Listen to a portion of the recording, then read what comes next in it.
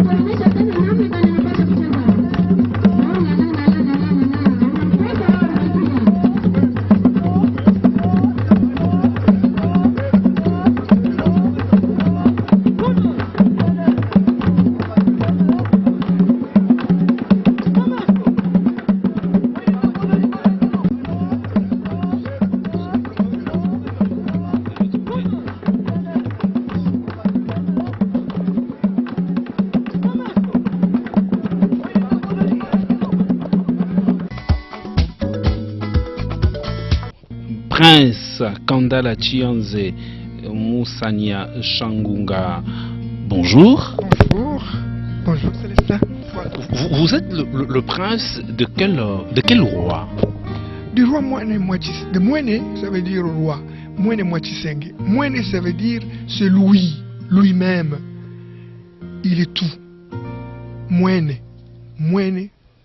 Donc c'est le propriétaire, c'est lui qui est au devant de tout, c'est le chef de guerre, c'est le général, c'est le juge suprême. En tout cas, c'est comme ça qu'on appelle Mwene Mwatisenge. Ce qui équivaut au roi du Tchokwe. Parce que le Tchokwe est un peuple très organisé, qui a un royaume. Partout les Tchokwe-so, ils parlent la même langue. Le Tchokwe, c'est un grand peuple. Vous avez écrit plusieurs livres, il faut parler, c'est depuis 1992 que vous avez commencé à écrire. Mais tout ça, pourquoi faire toujours pour parler des Batchokwe? Ouais, c'est pour parler des Tchokwe. C'est pour les conscientiser. C'est pour réveiller leur conscience. Parce que c'est surprenant. J'ai constaté que les Tchokwe souffraient d'un complexe indescriptible et inacceptable.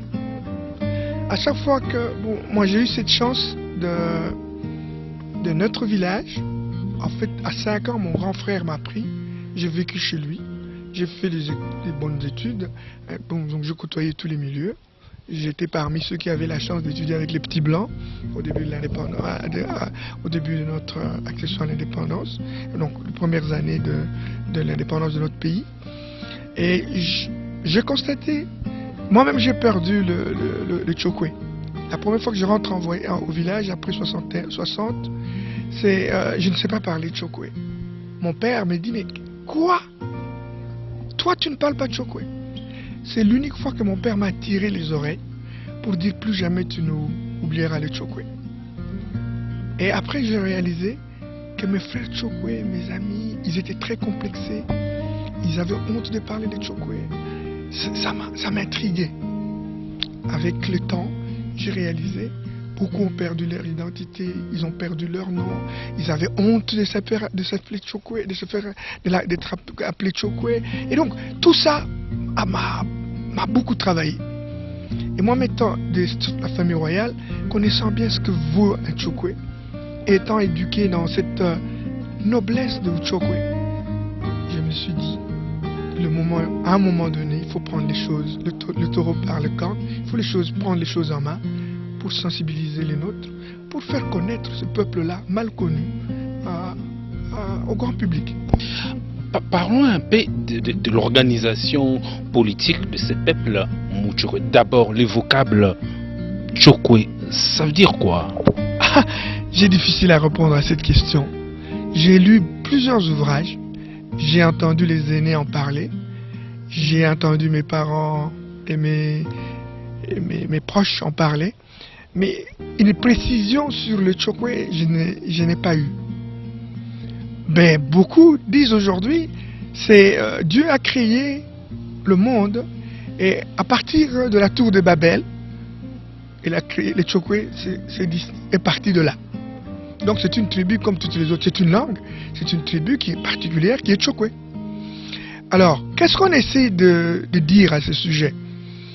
Les uns disent que les Tchokwe viennent du Nigeria, ils sont descendus, ils ont suivi le cours d'eau et ils sont arrivés aux côtés d'une rivière qui s'appelle Lukebwe. Les autres disent une rivière qui s'appelle Tchokwe. Donc, vraiment, tout ce que j'ai lu, tout ce que j'ai appris, il n'y a pas de précision. Parce que je n'ai jamais entendu une rivière qui s'appelle Tchokwe. Les autres disent, ils sont arrivés quelque part, comme quand un humain marche sur l'eau, ça fait tchok, tchok, tchok. Donc il y a toutes sortes d'explications. Mais la vraie, c'est laquelle? Je ne sais pas. La réalité, c'est que le peuple Tchokwe existe. Ils sont où les Tchokwe? Quelle aire géographique? Au Congo, en République démocratique du Congo, au Katanga, au Kasaï, au Bandundu. Maintenant, au Katanga, c'est essentiellement le Lualaba, avec 3 districts, les Sandoa, Kapanga, si on part d'en bas, on remonte, Kapamanga, Sandoa, Dilolo, on remonte vers Muchacha, toutes les agglomérations urbaines, nous y sommes en très grand nombre. Alors au Kasaï, nous sommes à Chikapa essentiellement, à Ilebo, au Kasaï occidental, à Mweka, on nous a dit, on a cité de notre Luebo, on a cité aussi Luebo, je crois. Et au Bandundu, nous sommes à Kasongolunda, donc dans le territoire de Kasongolunda, nous sommes à Feichi, nous sommes surtout à Kahemba. Et voilà, donc on occupe ces territoires-là, en République démocratique du Congo. Nous sommes en Angola, où nous sommes d'ailleurs la 2e ou 3e tribu, en ordre d'importance. Nous occupons plus de 5 ou 6 provinces. Nous sommes en Zambie, nous sommes au Zimbabwe, nous sommes au Mozambique, nous sommes en Namibie, nous sommes au Botswana, nous sommes aussi en Afrique du Sud, hein, on en parle de plus en plus. Voilà, là où habitent les Chokwe. Nous avons créé un site qui s'appelle Mutambi. Et il y a un qui a répondu avec nous du Ghana. Il a dit, ma grand-mère s'appelait Nakabamba. Et on nous parlait de Chokwe.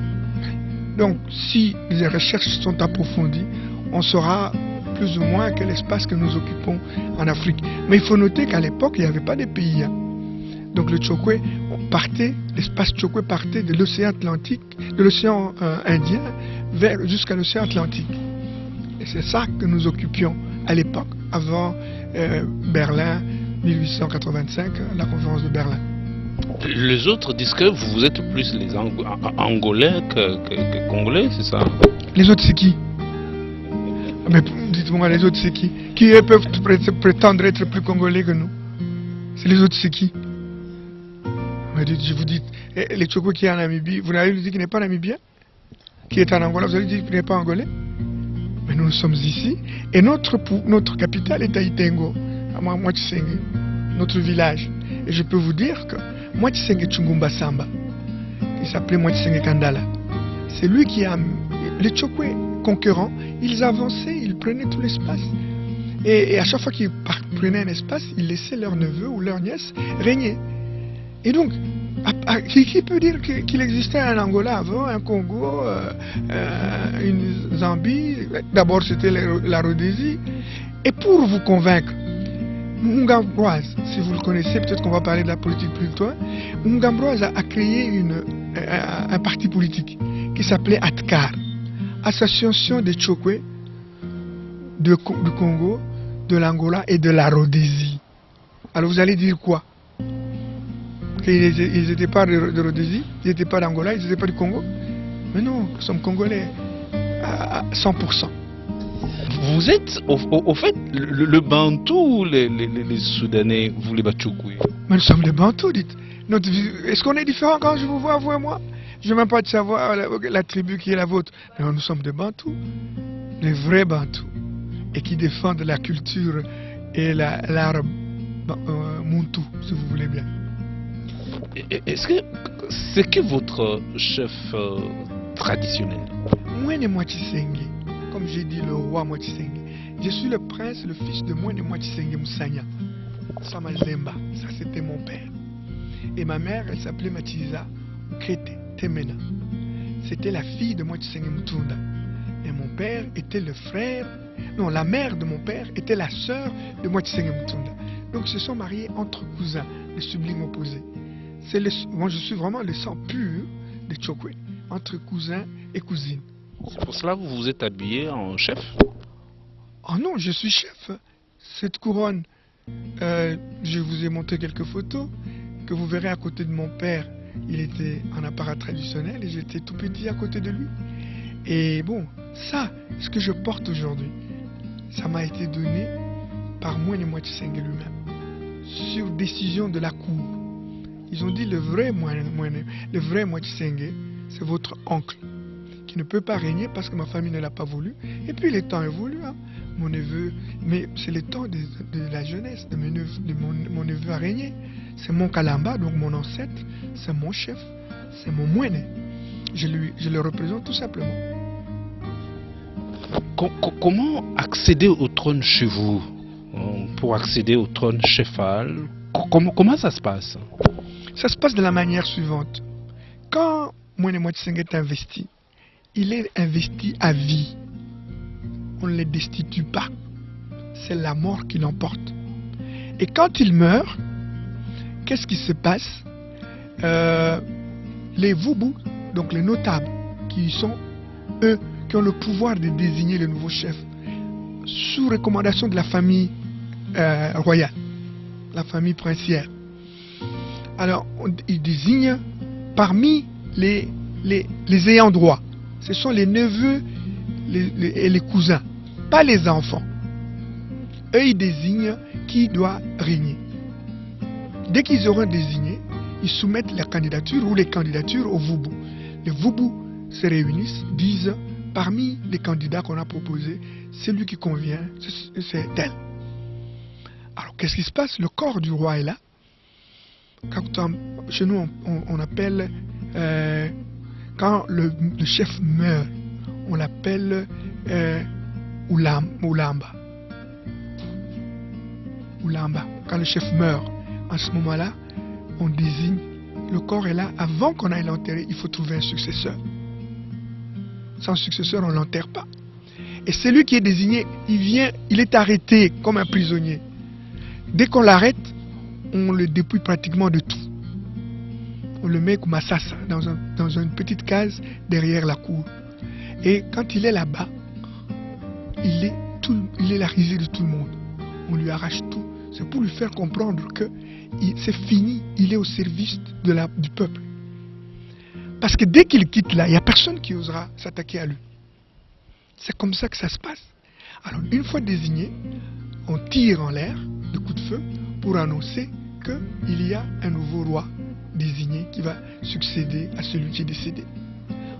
Dès qu'on a fini cette cérémonie-là, le corps du roi est transporté. Généralement, c'est sur des fusils. On va l'enterrer, on revient. Et le nouveau chef se mettra là. Il ne touchera à rien jusqu'à ce qu'il parte chez Ngouji pour être intronisé, coutumièrement. Ça prend 1 ou 2 semaines. Dès qu'il est introduit, il est intronisé, il revient. C'est un grand événement quand il revient au village. Le jour qu'il rentre au village, tous les feux sont éteints. Lui rallume le nouveau feu. Et on distribue d'abord aux principaux foyers. Après avoir distribué aux principaux foyers, on distribue à tous les villages. Et voilà, le roi est mort, vive le roi. C'est comme ça que ça se passe. Qui règne maintenant? Celui qui règne, il s'appelle Mwene Mwachisenge Luembe Ngweji Moussagna III. Mwene Mwachisenge, c'est tous les rois. Luembe, c'est le nom que son père et sa mère lui ont donné. Luembe est mon neveu, c'est l'enfant de ma deuxième sœur, qui elle-même était sous-chef. C'est d'ailleurs la première qu'on a eue comme sous-chef là-bas. Et le nom de Luembe, donc, c'est le nom qu'on lui a donné. Ngweji, c'est le nom de son père. Moussagna III, c'est le nom de mon père. Moussagna Ier, c'était lui. Moussagna II, c'est lui qui est décédé, mon cousin, à qui mon neveu a succédé. Et lui, c'est Moussagna III. Moi, Mwachisenge Luembe Moussagna III. C'est votre neveu, ça m'hésite un peu de vous poser encore une question par rapport à la femme. Est-ce que la femme règne chez vous? La femme ne peut pas régner, la femme fait régner. Notre socle, c'est la femme. Je vous dis que mon neveu qui règne, c'est le fils de ma sœur. Mon père a régné parce que sa mère était la sœur du roi.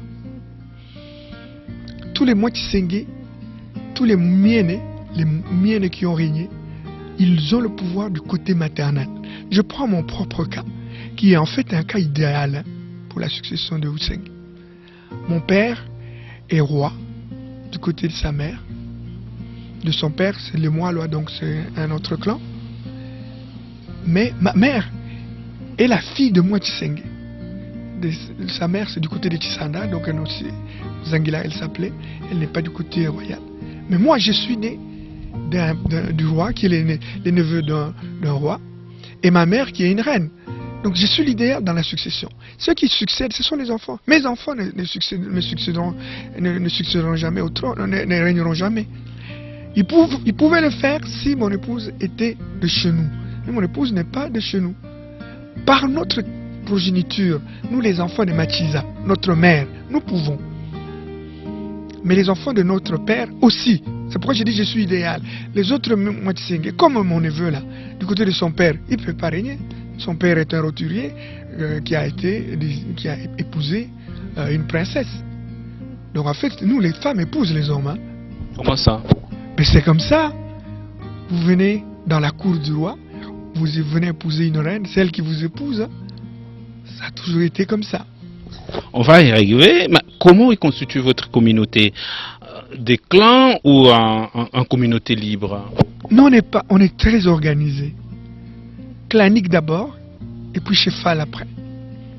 Les Chokwe ont un respect total envers le chef. Mais il y a des strates de chefs. Il y a les Tsubungu, il y a les chefs de terre, donc Tsubungu, le chef de terre, les notables, ceux qui règnent autour du roi, et puis il y a les chefs de terre. Donc c'est vraiment hiérarchisé.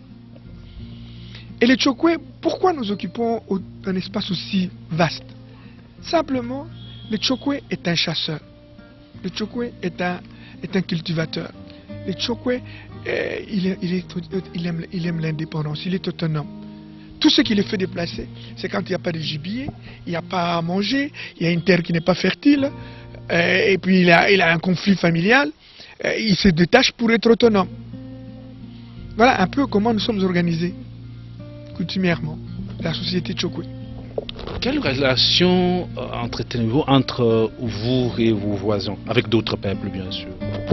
Nous avons des relations excellentes avec nos voisins. Nous en comptons une trentaine, les Chokwe. Mais nous sommes bien avec nos voisins. Il y a une histoire avant la colonisation, où les Chokwe ont régné en maître.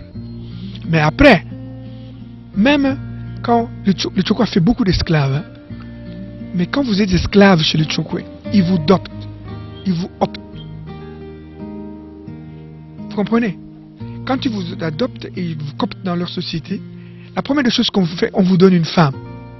Si vous êtes un homme. Si vous êtes une femme esclave, on vous donne un mari. Le but, c'est lequel? C'est élargir la famille. Rentrer dans ce qu'on appelle le Usoko.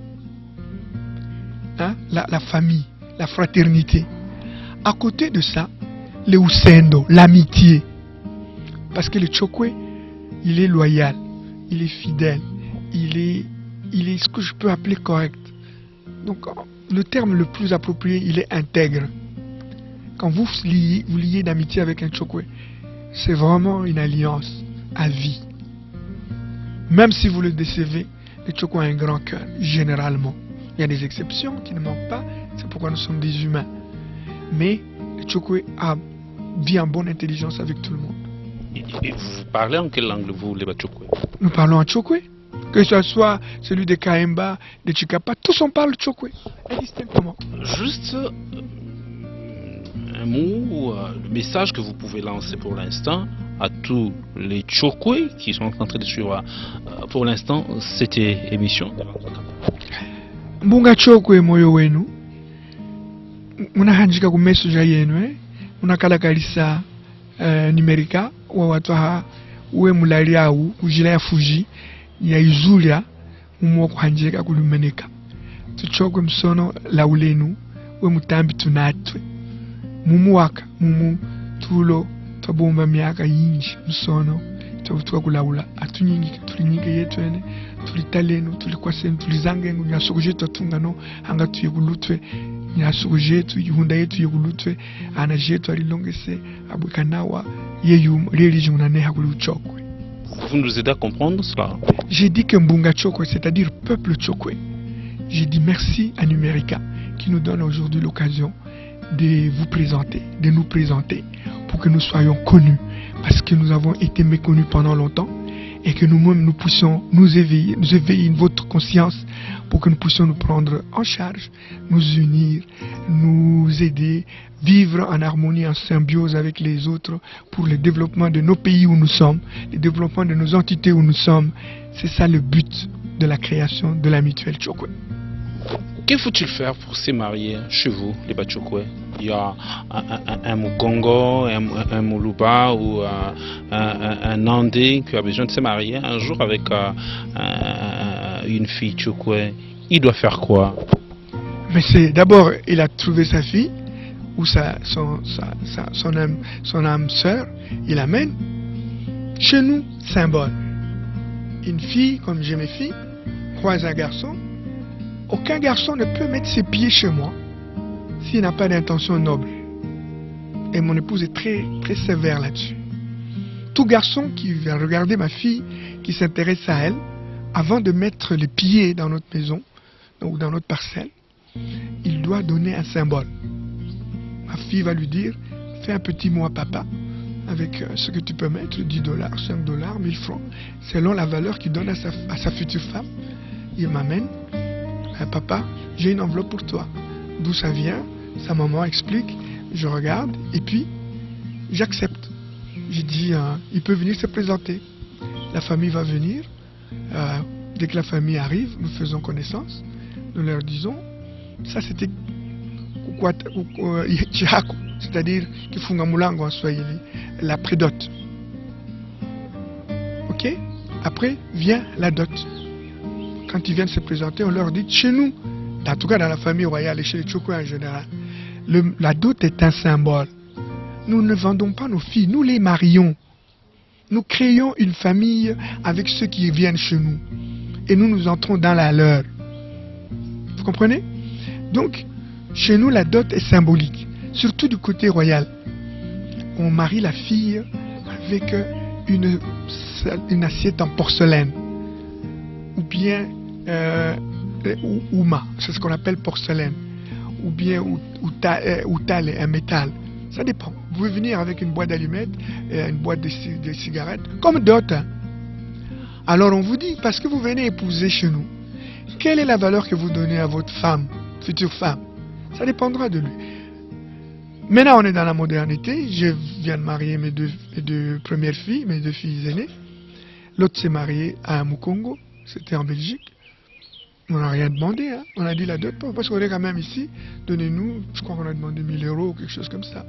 La boisson, ça dépend de ce que vous allez amener pour honorer votre femme. Mais comme nous sommes dans la civilisation maintenant, vous venez avec les pagnes, avec pour la maman, la tante, les chaussures, ce qu'on demande coutumièrement. Un Mutchokwe, il s'est marié peut-être à Chikapa, peut-être à Sandoa. On demande quoi? La même chose. On ne demande rien du tout. Ça dépend des familles. Moi, je parle de Osengue, ma famille royale, c'est là que je vis, c'est là que je marie. Ailleurs, c'est difficile qu'un Tchokwe demande une dot de passant au village. Il n'y a même pas d'argent qu'on donne. On donne simplement des symboles, c'est ce que je vous dis. Maintenant, nous sommes dans la ville, nous sommes dans la civilisation. Il y a un certain nombre de choses qui se font, mais il faut respecter, sinon vous êtes des extraterrestres. Mais la culture, elle reste culture. C'est pourquoi nous ne demandons pas des sommes exorbitantes. C'est pourquoi nous ne sommes pas très exigeants. Nous, Tchokwe en tout cas, à ma connaissance. Dans d'autres familles, je ne sais pas. C'est peut-être exceptionnel. Mais non, je ne dirais pas ça parce que nous sommes les mêmes. Et nous gardons quand même nos valeurs culturelles. Je peux me risquer de l'affirmer. Hein. À quel âge il faut le Bachoko marier leur fille? Ça dépend. Dans l'ancien temps, quand une fille naît, on lui trouve déjà un mari. Tu es enceinte, la fille que si c'est une fille, elle épousera mon fils, tel. Si c'est un garçon, il épousera ma fille, telle. Et donc, c'est comme ça que ça s'est organisé au village. Quand la fille atteint un certain âge, on l'amène à l'initiation. C'est ce qu'on appelle Tchouila. On la prépare pour qu'elle soit ndungi, qu'elle soit nouvelle mariée. Pendant 1 mois ou 2. Contrairement aux garçons qui font dans un camp, mais les filles, elles restent chez une grand-mère ou une tante qui la prépare au mariage. Le jour qu'elle finit, on lui met les kaorins rouges, on la rend belle. C'est la fameuse Moanapo dont on parle. Moanapo, c'est-à-dire jeune fille, belle fille. On la prépare. D'ailleurs, à l'époque, on l'a transportée sur les épaules. Toute boîte de kaolin rouge et un peu de kaolin blanc, on l'amène chez elle. La Moanapo qu'on retrouve sur 50 francs congolais. C'est celle-là, la Moanapo, qui n'est pas très très belle. Hein. Mais il y a des Moanapo jolies, comme celle que nous avons sur la mutuelle Tchokwe. C'est l'un des chefs-d'œuvre artistiques de ce monde. L'art Tchokwe et la Moanapo.